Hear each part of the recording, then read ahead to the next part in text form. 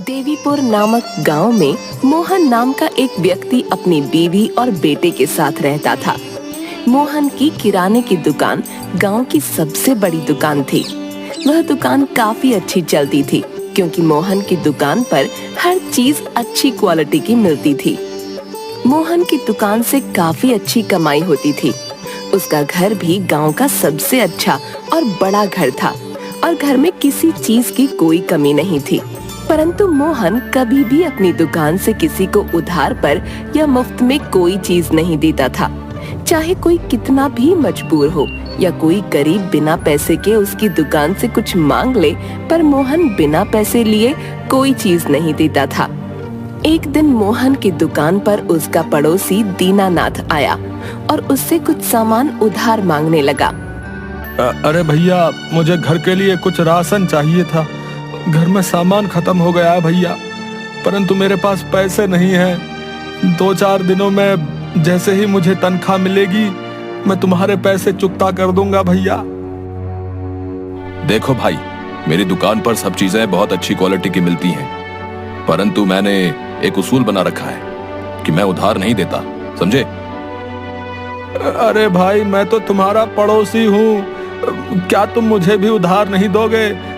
तुम जानते हो कि मैं 2-4 दिन में तुम्हारे पैसे लौटा दूंगा भाई। दीनानाथ के बहुत कहने पर भी मोहन उसे उधार नहीं देता। देखो भाई, उधार के लिए मुझे माफ करो। जब तुम्हारे पास पैसे आ जाएं, तब आकर सामान ले जाना, ठीक है? गांव के लोग उसकी इस आदत से बहुत परेशान थे। ये जानकर भी लोगों को उधार नहीं देता। एक दिन गांव के एक बुजुर्ग मोहन को समझाते हैं। देखो बेटा मोहन, तुम्हें भगवान ने बहुत कुछ दिया है। तुम्हें थोड़ा दान पुण्य करना चाहिए बेटा। यदि तुम बड़े बड़े दान नहीं कर सकते तो कम से कम अपनी दुकान पर आने वाले ग्राहकों को उधार पर सामान देकर ही मदद कर दो। वे लोग तुम्हें दुआएं देंगे बेटा। मोहन सबकी बातें सुनता, परंतु वह अपने उसूल को नहीं तोड़ता। सारा गांव उसकी इस आदत को जानता था। वहीं दूसरी ओर गांव के दूसरे छोर पर एक धर्मशाला थी। धर्मशाला में दिन में कई भूखे लोग आते और उन्हें वहां भरपेट खाना मिलता।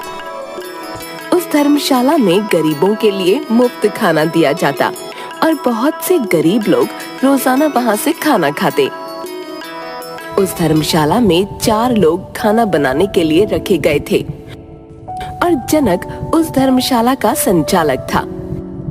चाहे कोई गांव का हो या गांव से बाहर का अजनबी, यदि कोई भी भूखा वहां आता तो उसे खाने को दिया जाता। लोग खाना खाकर बहुत सी दुआएं देकर जाते। गांव के सभी लोग उस धर्मशाला चलाने वाले को बहुत सी दुआएं देते थे। अरे भैया, भला हो इस धर्मशाला चलाने वाले का, जो न जाने कितने ही भूखे लोगों का पेट रोज भरता है। कितने भूखे लोग खाना खाने के बाद उसे दुआएं देते हैं। भाई भगवान उसका भला करे। जनक उस धर्मशाला की देखरेख करता था। मोहन का बेटा अनिल गांव के स्कूल में 10वीं कक्षा में पढ़ता था। मोहन ने घर में कोई कमी नहीं रखी हुई थी, परंतु उसकी बीवी राधा और उसका बेटा अनिल उससे इस बात से नाराज रहते थे कि वह इतना पैसा होते हुए भी किसी प्रकार का दान नहीं करता। एक दिन अनिल अपनी माँ से कहता है, माँ, भगवान ने पिताजी को कितना पैसा दिया है, उन्हें चाहिए कि थोड़ा बहुत दान किया करें। गांव में लोग उनके बारे में बहुत उल्टी सीधी बातें करते हैं। हाँ बेटा, मैं भी उन्हें कई बार समझा चुकी हूँ, परंतु मेरी बात वह बिल्कुल नहीं सुनते। अब देखो, गांव के छोर पर जो धर्मशाला है वहाँ कितना दान पुण्य जाता है और कितने भूखे लोग रोजाना वहाँ खाना खाते हैं। उतना दान ना सही, परंतु थोड़ा बहुत दान तो तुम्हारे पिताजी को भी करना चाहिए। इससे लोगों की दुआएं मिलती हैं और कितना नाम होता है। तभी मोहन वहाँ आ जाता है और उनकी बातें सुन लेता है। देखो, मुझे शिक्षा देने की कोई जरूरत नहीं है। मुझे जो करना है वो मुझे पता है। क्या तुम लोगों को मैंने कभी कोई कमी होने दी? और दान पुण्य का दिखावा करना मुझे अच्छा नहीं लगता। उसकी ऐसी बातें सुनकर अनिल और राधा चुप हो जाते हैं और समझ जाते हैं कि वह अपने पिताजी को नहीं समझा पाएंगे। इसी तरह दिन बीत रहे थे। गांव की धर्मशाला खूब बढ़िया चल रही थी और बहुत से भूखे लोग वहां खाना खा रहे थे। और इस तरफ मोहन के व्यवहार में कोई फर्क नहीं आ रहा था। उसे कोई फर्क नहीं पड़ता था कि गांव के लोग उसे क्या कहते हैं।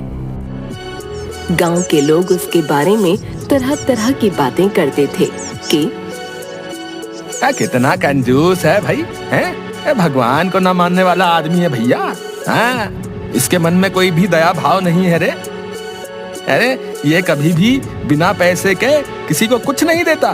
बताओ, भगवान न करे इस पर यदि कोई संकट आ गया तो ये किसी की दुआओं में भी नहीं आएगा। हाँ। एक दिन अचानक मोहन की तबीयत खराब हो जाती है और वह दुकान पर ही बेहोश होकर गिर जाता है।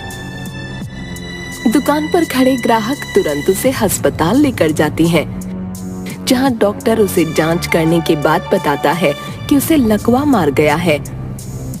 अब मोहन ना तो बोल सकता था और ना ही चल फिर सकता था। गांव में मोहन के बीमार होने की खबर आग की तरह फैल जाती है। सभी लोग उसके बारे में बातें करने लगते हैं। कुछ लोग कहते हैं, अरे भाई, अगर इसने कुछ दान पुण्य किया होता है तो आज किसी की दुआ भी लग जाती है कि नहीं? परंतु इसने तो कभी किसी की मदद नहीं की भैया, है? और ना ही एक पैसे की चीज किसी को मुफ्त में दी है। अब तो भगवान ही इसका मालिक है भाई। इस तरह गांव में लोग तरह तरह की बातें करते रहते। मोहन के इस तरह बीमार हो जाने के बाद दुकान पर काफी नुकसान होने लगा और गोदाम में पड़ा सामान भी खराब होने की कगार पर आ गया। मोहन कुछ बोल नहीं पा रहा था जिससे कि वह अपने बेटे को कुछ समझा पाता। वह कुछ कहना चाहता था परंतु वह लाचार था। राधा अपने बेटे अनिल से कहती है, बेटा, तुम्हारे पिताजी तो अब बिस्तर पर पड़ गए हैं। उनका दुकान पर जाना नामुमकिन है। अब तुम्हें ही दुकान संभालनी होगी, वरना हमें बहुत घाटा हो जाएगा। हाँ माँ, मैं भी यही सोच रहा था। अब दुकान पर मुझे ही जाना पड़ेगा, वरना इस तरह तो सारा सामान खराब हो जाएगा। और फिर घर खर्च और पिताजी के इलाज के लिए भी तो पैसा चाहिए ना। मैं कल ही दुकान पर जाकर सब कुछ देखता हूँ। मोहन के बीमार होने के कुछ दिनों बाद गांव की धर्मशाला भी बंद हो जाती है। जनक वहां ताला लगाकर कहीं चला जाता है। सभी लोग बहुत हैरान होते हैं। इतने सालों से यह धर्मशाला एक दिन भी बंद नहीं हुई, परंतु अचानक ऐसा क्या हो गया जो इस धर्मशाला पर ताला लग गया? गांव वाले सोच सोच कर बहुत परेशान थे, परंतु वह पूछते भी तो किससे पूछते? अब धर्मशाला पर कोई भी व्यक्ति नहीं था। उधर अनिल अपने पिताजी की दुकान पर काम करने लगा और उसने दोबारा से दुकान संभाल ली। अनिल पढ़ा लिखा था, इसलिए सभी बही खाते और सब हिसाब आसानी से समझ गया था। उनकी दुकान पर एक पुराना वफादार नौकर था जो उसके पिताजी के पास काफी सालों से काम कर रहा था। अनिल पुराना बही खाता देख रहा था। तभी उसकी नजर एक पन्ने पर पड़ी जिस पर जनक का नाम लिखा हुआ था और नीचे हिसाब में कुछ रुपयों का जोड़ तोड़ था। वह बहुत हैरानी से देखने लगा। आखिर धर्मशाला वाले जनक का पिताजी से क्या लेना देना? काफी सोचने के बाद भी उसे कुछ समझ नहीं आया। आखिरकार उसने उस पुराने वफादार नौकर को बुलाया और उससे पूछा, अब क्या आप जानते हैं कि पिताजी धर्मशाला बनाने वाले जनक को हर महीने इतने पैसे क्यों भेजते थे? नौकर चुपचाप सर झुकाए खड़ा रहा और कुछ नहीं बोला। अनिल के दोबारा जोर देने पर उसने बताया, बेटा, मैं तुम्हारे पिताजी के साथ बहुत सालों से काम कर रहा हूँ। वो एक बहुत ही अच्छे इंसान है। वो काम करने वाले सभी नौकरों को अच्छी खासी तनख्वाह देते थे और जरूरत पड़ने पर मदद भी करते थे। परंतु वो नहीं चाहते थे कि उनकी मदद लोगों के सामने जाहिर हो। तुम्हें जानकर हैरानी होगी कि धर्मशाला में जितने भी लोग खाना खाते थे वो सब भी तुम्हारे पिताजी ही करते थे। गांव वाले न जाने उनके बारे में कितनी बुरी बुरी बातें करते रहे, परंतु उन्होंने कभी भी अपनी इस अच्छाई को लोगों के सामने जाहिर नहीं किया। वो कहते थे कि इंसान अच्छा काम करे परंतु उसका ढिंडोरा ना मचाए। नौकर के मुंह से ये बातें सुनकर अनिल के पैरों तले जमीन खिसक गई। वो मन ही मन बहुत पछताने लगा। उसने अपने पिताजी को कितनी बातें सुनाई थीं। वह मन ही मन अपने पिताजी के कामों पर गर्व महसूस करता है और अगले ही दिन से दोबारा से धर्मशाला में गरीबों के लिए खाना शुरू करवा देता है।